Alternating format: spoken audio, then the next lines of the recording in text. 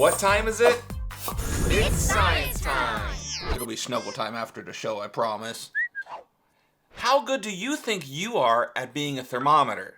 Do you think you can measure the temperature of an object? Have some fun with me here.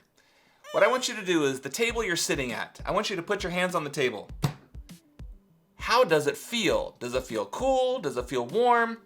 Describe it to yourself. My table feels kind of cool. Now I want you to find another object, like a metal pan or a chair leg that might be metal. Grab something metal. How does that feel? Is it cool? Is it warm? Is it colder than the table? Describe that to someone in the room with you. How does that feel? We've got a styrofoam ball here. All right.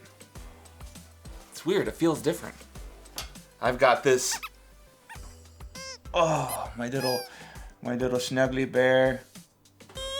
Okay, that definitely feels different. I've got this metal pan. Oh, that feels cooler. We've got little C, one of our science crew members. She definitely feels not as cold as the metal pan. So, can you describe those things? How would you describe them? Some of them felt cooler and some of them felt warmer. But what if I told you that everything in your room is approximately the same temperature? That's right, they're at equilibrium. My house is set at about 70 degrees Fahrenheit, which means that everything in this room is approximately 70 degrees Fahrenheit. I have the styrofoam ball. I actually have a thermometer in the back of it.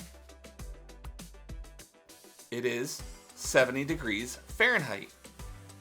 I have this pan right here, and I have a digital thermometer here so that I can test it. 70.6 degrees Fahrenheit, so it's about 70 degrees Fahrenheit. I have this wooden spoon. 70.4 degrees Fahrenheit.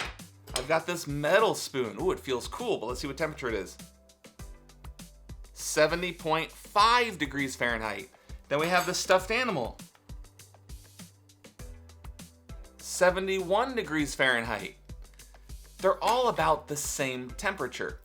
But why did some of the objects feel colder to the touch than others? Well, it comes down to this idea that some objects are better conductors of heat energy. Metals typically are good conductors of heat energy. So when you touch metal, it absorbs the heat energy from your hand faster than things like wood, because those are better insulators. Music to my ears. So, if you want to be better at taking temperature, you don't want to use your hands, you need a thermometer. Thanks for being part of our crew today and checking out this short clip from DIY Science Time. If you like this clip and you want to see more exciting science, check out the full versions right here on the channel. Be sure to subscribe and stay tuned for more exciting DIY Science Time.